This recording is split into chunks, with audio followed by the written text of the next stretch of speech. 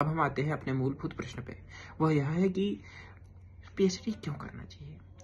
PhD हमें क्या देती है? क्योंकि मैं जब पीएचडी करने आया, मेरे अंदर तो एक अपनी लालसा थी कि पीएचडी के अंदर क्या होता है, रिसर्च क्या होती है, ये जानने की बहुत चेष्टा थी।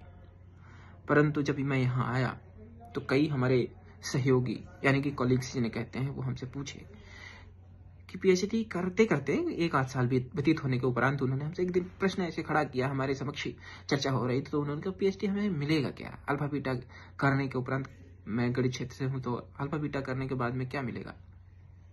तो सत्य तो ये है कि पहला तो यह मिलता है कि हमें जो सब्जेक्ट होता है यानी कि विषय होता है, जिस क्षेत्र से हम पीएचडी कर रहे होते हैं, उसकी गहराई तक उतरने का एक अवसर, यानी कि उसकी बारीकियों को समझने का अवसर। अब इससे तुम्हारी जिंदगी का क्या संबंध है, डायरेक्ट क्या संबंध है?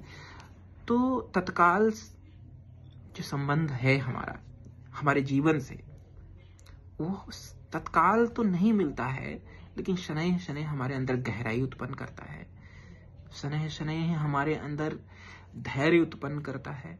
और जो हम नित्य अपने जीवन को समझते हैं या समझने की हमें जो अवसर मिलते हैं, वो हमको अपने आप को समझने का अवसर मिलता है, समाज को समझने का अवसर मिलता है। और जो सबसे महत्वपूर्ण चीज ये है कि हमारे अंदर किसी चीज के प्रति जो लगाव होता है, हम उसको पाने की चेष्टा करते हैं, निसंदेह सभी करते होंगे, परंतु जब हम उसकी ओर अग्रसर होते हैं तो हम पाते हैं वो हमें नहीं मिला। उदाहरण के तौर पे यही इसका उदाहरण मैं क्यों दे रहा हूं, क्योंकि जब हम रिसर्च करते हैं तो हमें पता होता है हम ये कर लेंगे, ऐसा लगता है, पता नहीं होता, ऐसा लगता है, और बहुत आशा होती है। हम जब चलते हैं उसकी तरफ तो पता लगता है निराशा हाथ लगी है। एक बार नहीं, अनेक बार होता है।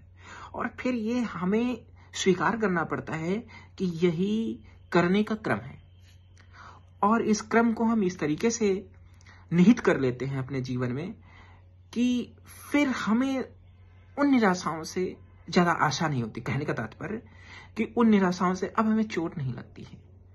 हम इतने मजबूत हो जाते हैं मानसिक रूप से कि हमें जब भी कहीं अपने जीवन में कहीं और भी निराशा हाथ लगती है तो हमें वहां भी दुख कम होता है।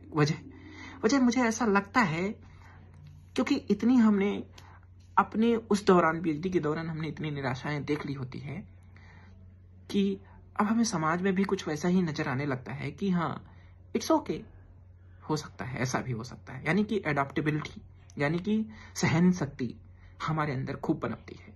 लेकिन इसका यह तात्पर्य नहीं कि हमें सफलताएं नहीं मिलती उस दौरान, सफलताएं भी मिलती हैं, एक नहीं अनेक मिलती हैं, और हमें उत्साह भी मिलता है, एक नहीं अनेक, और हमें हतोत्साह भी मिलता है, हतोत्साहित भी होते हैं, यानी कि उत्साहवर्धन भी करने वाले लोग मिलते हैं, उत्साह ना करने वाले भी मिलते हैं ज्यादा मात्रा में।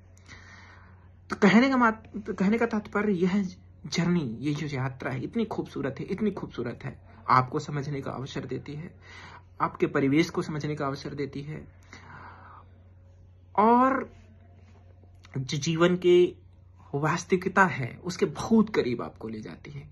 और जब करके आप इससे निकलते हैं तो हम ये तो नहीं कहेंगे आप बहुत खरे सोना हो जाते हैं, परंतु हाँ, आपने ठीक ठाक सीखा होता है जो जीवन से डायरेक्ट ताल्लुक रखता है।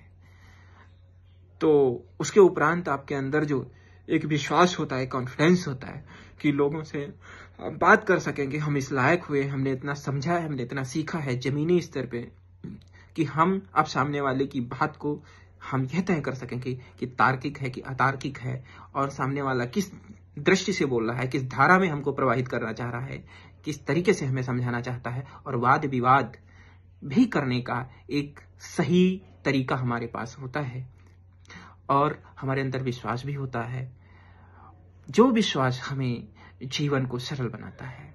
धन्यवाद। मुझे आशा है कि जो हम कहना चाहते हैं इस छोटे से हिस्से में, वो आप समझ गए होंगे कि पीएचडी क्यों महत्वपूर्ण है।